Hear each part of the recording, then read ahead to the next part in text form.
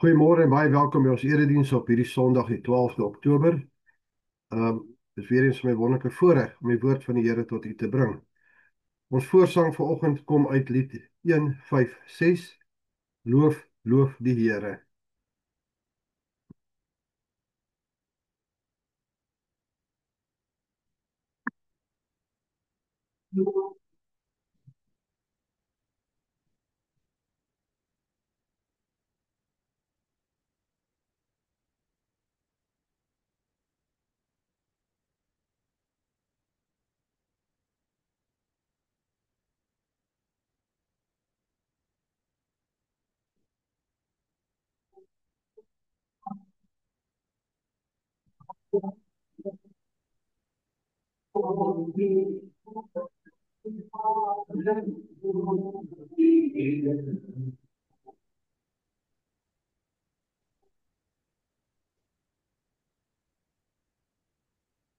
Wie is die Here? Wie is onze Vader? In Jesus' naam is ons nou hier vergader. In die Geest, kom ons vrymoedig nader. Kom door die Here.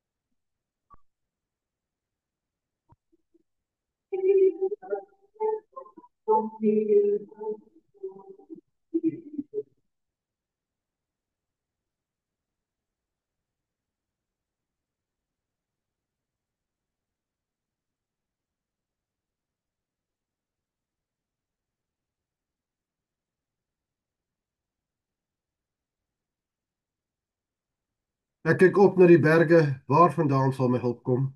My hulp is in die naam van die Here wat hemel en aarde gemaak het. Amen. Die genade van die Here Jesus Christus, die liefde van God en die gemeenskap van die Heilige Gees sal by julle almal wees. Nou geliefdes, God het ons met sy seun gegroet. Kom ons antwoord daarop deur saam te sing uit lied 286, Here God van liefde.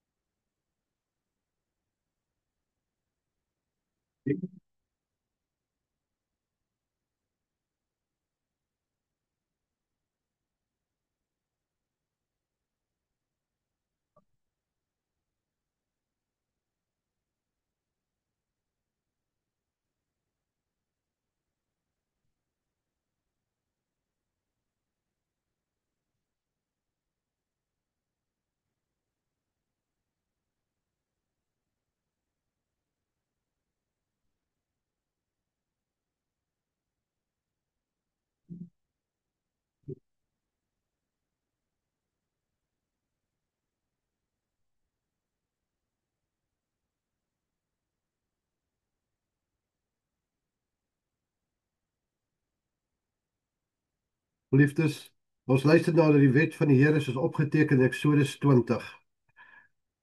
Ek is die Here jou God wat jou uit Egipteland uit die slawehuis uitgelei het. Jy mag geen ander gode voor my aangesig hê nie. Jy mag vir jou geen gesneede beeld of enige gelykenis maak van wat bo in die hemel is, of van wat onder op die aarde is nie, of van wat in die waters onder die aarde is nie. Jy mag jou voor hulle nie neerbuig en hulle nie dien nie, want ek, die Here jou God, is 'n jaloerse God, wat die misdaad van die vaders besoek aan die kinders, aan die derde en die vierde geslag van die wat my haat. En ek bewys barmhartigheid aan duisende van die wat my liefhet, die my gebooie onderhou. Jy mag die naam van die Here jou God nie ydelik gebruik nie, want die Here sal die een wat sy naam ydelik gebruik nie ongestraf laat bly nie. Gedenk die Sabbatdag dat jy dit heilig. 6 dae moet jy arbei en al jou werk doen, maar die 7de dag is die Sabbat van die Here jou God. Dan mag jy geen werk doen nie, jy of jou seun of jou dogter, of jou diensknegt of jou dienstmaag, of die vee of die vreemdelinge wat in jou poorte is nie. Want in 6 dae het die Here die hemel en die aarde gemaak, die see en alles wat daarin is. En op die 7de dag het hy gerus. Daarom het die Here die 7de dag geseën en dit geheilig. Eer jou vader en jou moeder, dat jou dae verleng mag word in die land wat die Here jou God aan jou gee. Jy mag nie doodslaan nie. Jy mag nie egbreek nie. Jy mag nie steel nie. Jy mag geen valse getuienis teen jou naaste spreek nie. Jy mag nie jou naaste se huis begeer nie, of sy diensknegt of sy dienstmaag, of sy os of sy esel of iets wat van jou naaste is nie. Geliefdes, ons weet hoe skuldig ons voor God staan. Laat ons geloof bely en elkeen spreek in sy hart soos volg: Ek glo in God die Vader, die almagtige skepper van hemel en aarde, en in Jesus Christus sy eniggebore seun ons Here, wat ontvang is van die Heilige Gees, gebore uit die maagd Maria, wat gelei het onder Pontius Pilatus, gekruisig, gesterf het en begrawe is, en ter helle neergedaal het, wat op die 3de dag weer opgestaan het uit die dood, wat opgevaar het na die hemel en sit aan die regterhand van God, die almagtige Vader, vanwaar hy sal kom te oordeel die wat nog lewe en die wat reeds gesterf het. Ek glo in die Heilige Gees. Ek glo aan een heilige algemene Christelike kerk, die gemeenskap van die heiliges, die vergifnis van sondes, die opstanding van die vlees en 'n ewige lewe. Nou ons geloof bely het, ons weet hoe swak mense ons is, ons kan net staande bly deur die Here se genade, dat ons saam sing uit lied 513, soek in God jou sterkte.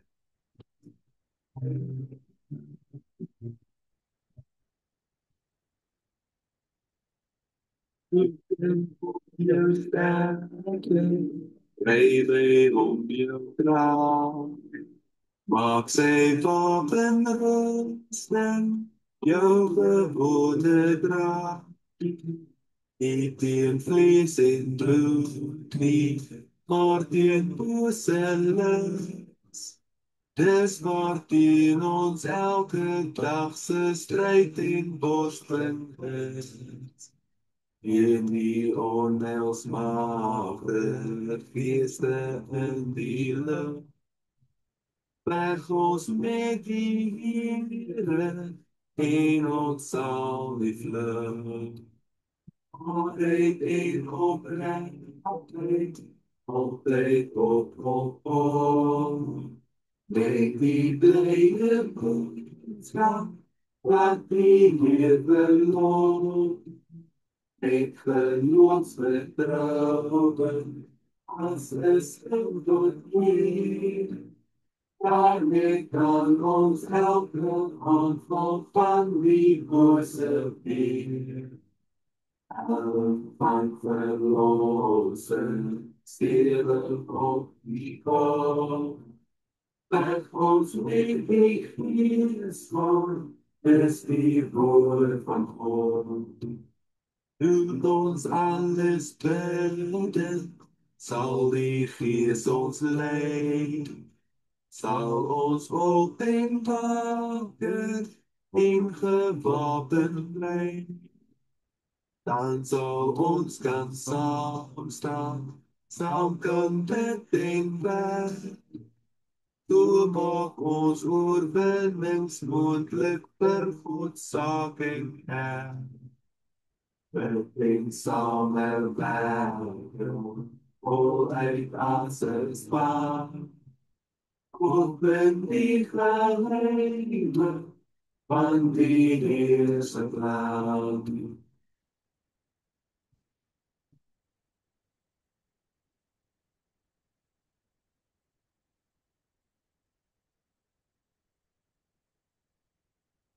Kom ons buig die hoofde voor ons Heer en Hemelse Vader in gebed.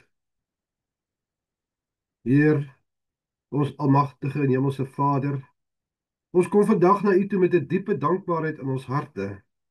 Dankie vir U genade wat elke dag nuut is, vir die liefde wat ons dra, vir die hand wat ons lei, en vir elke seëning wat ons ontvang, Here. Dikwels sonder om dit te besef, ontvang ons dit uit U hand uit. Alles wat ons is, Here, en alles wat ons het, kom uit U Vaderhand alleen. Maar Here, ons weet ook, die wêreld waarin ons leef is vol aanslag teen U waarheid en teen U kinders. Daarom smeek ons U, wees ons genadig. Hou ons vas wanneer ons swak word, gee dat ons kan staande bly. Dat ons nie meegevoer word deur vrees of versoeking nie, maar dat ons met geloof en volharding die goeie stryd sal stry. O Here, ons bely dat ons dikwels struikel. Ons sondes is nie vir U verborge nie, maar U genade is groter as ons tekortkominge. Vergewe ons, o Vader, en reinig ons harte, sodat ons U woord met oop harte en 'n geskoon gewete kan aanhoor. Ons dra vanoggend ook ons geliefdes aan U op, veral die wat vandag swaar kry, die wat liggaamlik siek is, die wat geestelik moeg en vertwyfeld is, Here. Raak hulle aan met U helende hand en laat hulle U nabyheid ervaar, selfs in die donker nagte van beproewing. Maar dan ook, o Here Jesus, met groot vreugde nader ons U met lof en dank vir U weldade, vir U trou en vir U liefde wat nooit ophou nie. Ontvang al die eer en die dank, want dit kom U alleen toe. Spreek nou, Here, sodat ons U woord kan aanhoor. Amen. Ons skriflesing vanoggend kom uit 2 Timoteus 2 vanaf vers 8 tot 15. Ek noem vir 2 Timoteus 2 vanaf vers 8 tot 15. Ek lees vir vanaf vers 8. Onthou altyd dat Jesus Christus 'n nakomeling van Dawid uit die dood opgewek is. Dit is die evangelie wat ek verkondig. Vir hierdie evangelie ly ek verdrukking, selfs in boeye soos 'n misdadiger, maar die woord van God kan nie geboei word nie.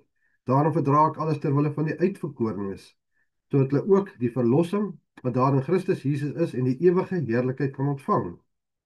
Dit is 'n betroubare woord. As ons saam met hom gesterf het, sal ons ook saam met hom lewe. As ons in geloof volhard, sal ons saam met hom regeer. En as ons hom verloon, sal hy ons ook verloon. En as ons ontrou is, hy bly getrou. Hy kan homself nie verloon nie. Hou aan om die gelowiges aan hierdie dinge te herinner en vermaan hulle ernstig voor God om op te hou stry oor woorde. Dit het geen nut nie en is net skadelik vir die hoorders. Leef daarop toe om jou tot beskikking van God te stel as 'n arbeider wat die goedkeuring van God wegdra. 'n Arbeider wat hom nie vir sy werk hoef te skaam nie, wat die woord van waarheid suiwer verkondig. Tot sover het ons skriflesing. Talig die woord van die Here hoor en dit in 'n harte bewaar. Ons dank die Here vir die geskrewe openbaring van die woord en vra U seën op die gepredikte woord wat volg. Dat die woorde van my mond en die oordeenking van my hart welbehaaglik wees voor U aangesig, o Heer, my rots en my verlosser. Amen. Ons tema vanoggend is onthou Jesus Christus. Ons kyk daarna teksvers is vers 11. Dit is 'n betroubare woord. As ons saam met hom gesterf het, sal ons ook saam met hom lewe. Nou geliefdes in Here Jesus Christus, kom ons kyk eers na die agtergrond wat aanleiding gegee het tot Paulus se skrywe van 2 Timoteus. Dit sal ons 'n beter begrip gee van hierdie stuk. Na Paulus se vrylating uit die gevangenis in Rome in 62 na Christus en na sy 4de sendingreis waar tydens hy 1 Timoteus en Titus geskryf het, is Paulus weer onder keiser Nero omstreeks 66 en 67 na Christus gevangen geneem. Dit was gedurende hierdie tyd dat hy 2 Timoteus geskryf het.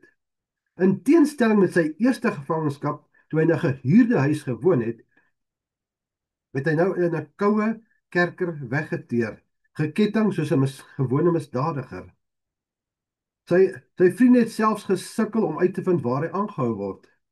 Paulus het ook geweet dat sy werk afgehandel was, en dat sy lewe nou einde se kant toe staan. Maar Paulus het 3 redes gehad waarom op hierdie tydskrif aan Timoteus geskryf het. Eerstens, natuurlik was hy eensaam geweest, want Figelus en Hermogenes, almal in die provinsie Asië, en Demas het hom in die steek gelaat. Crescens, Titus en Tychicus was weg, en net Lukas was by hom.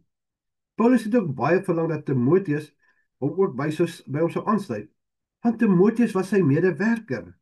Hy wat soos 'n seun saam met sy vader nou saam met Paulus gewerk het. Van hom kon Paulus sê, ek het niemand soos hy nie. Paulus het na Timoteus verlang en hom 2 keer gevra om gou aan te sluit by hom.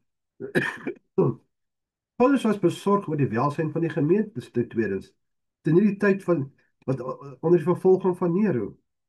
En hy het ook Timoteus vermaan om die evangelie te bewaar, daarin te volhard en aan te hou om te verkondig, en indien nodig selfs daarvoor te ly. En derdens, Paulus wil deur sy brief aan Timoteus ook aan die gemeente in Efese skryf. Nou geliefdes in die Here, net soos daar ook tye in ons lewe wanneer dit voel asof jou moed in jou skoene sak. Wanneer geloof iets word waarin jy met al jou krag moet vasklou teen hierdie wêreld om jou, so asof die wêreld jou wil meesleur. En dan, soos helder klanke wat opklink uit 'n donker tronk, hoor ons die stem van Paulus. Onthou Jesus Christus, uit die nageslag van Dawid, wat uit die dood opgewek is. Hy skryf dit nie vanuit 'n gemaklike kantoor of plek nie, maar uit die tronk. Hy weet wat dit beteken om alleen te wees, verkeerd verstaan te word en te ly ter wille van die evangelie. En tog sê hy, onthou.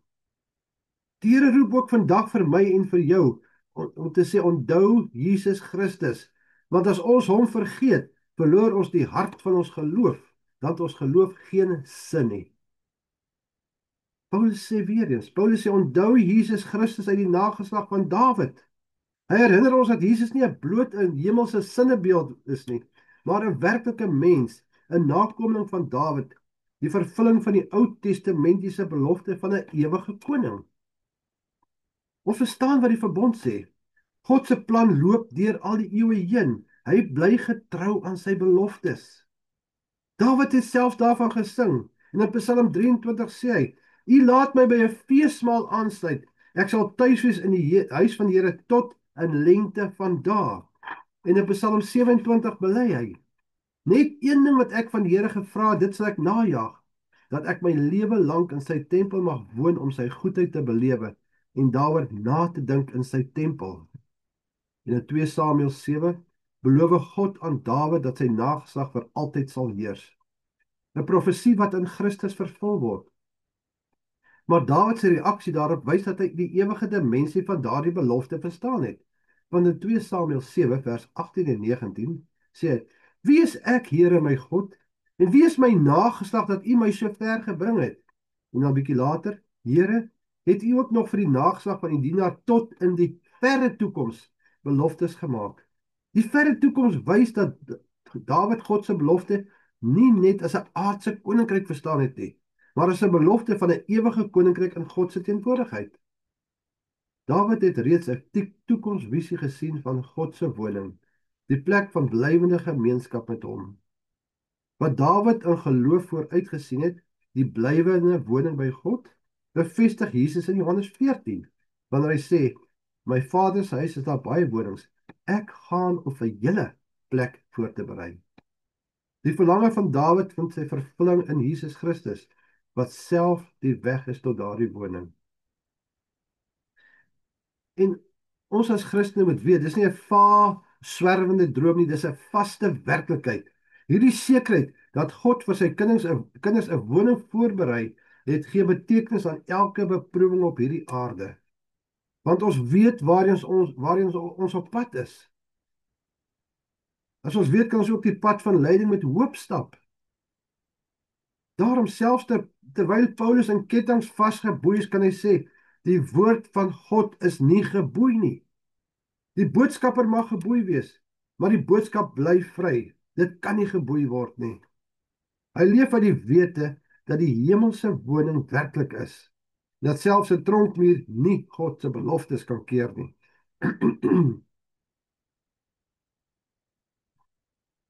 Die evangelie dra vir ons ook die sekerheid dat Christus leef, dat hy vir ons 'n plek voorberei in die Vader se huis.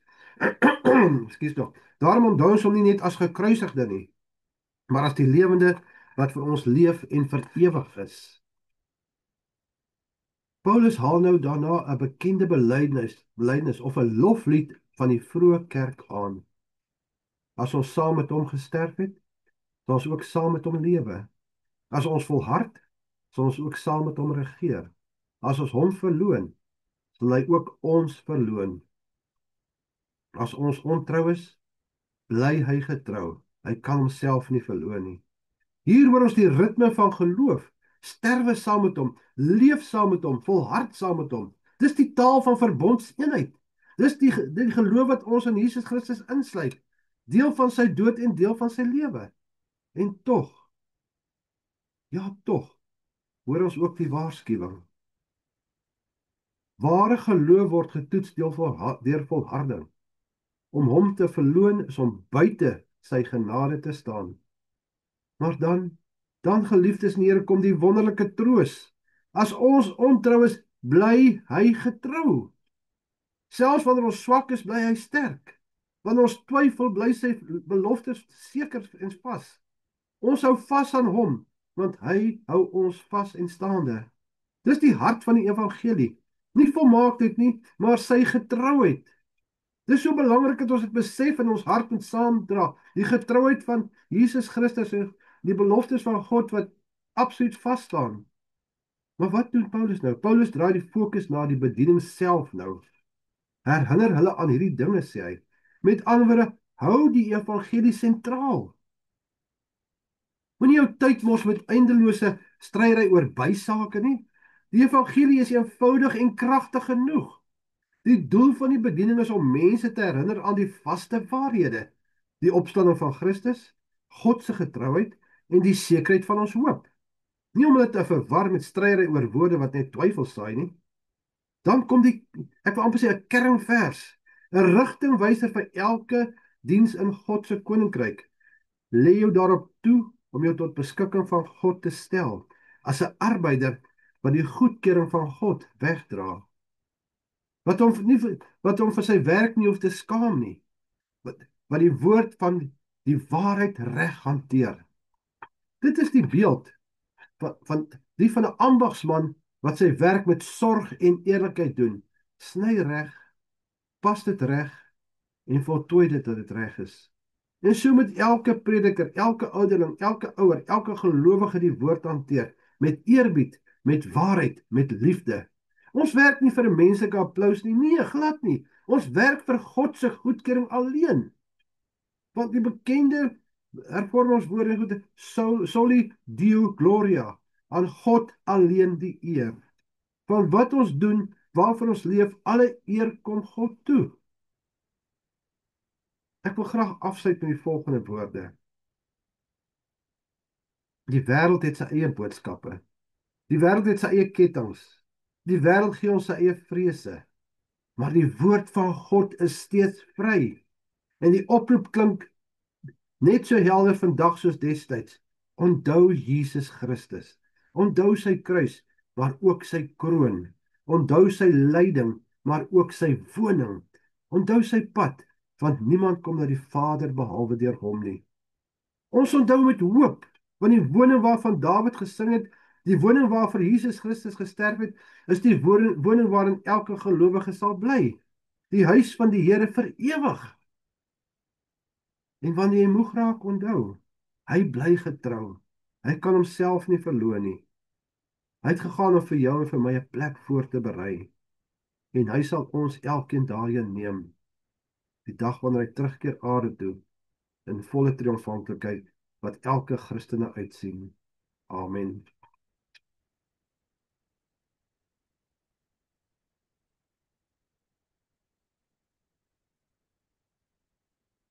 Kom ons bid saam.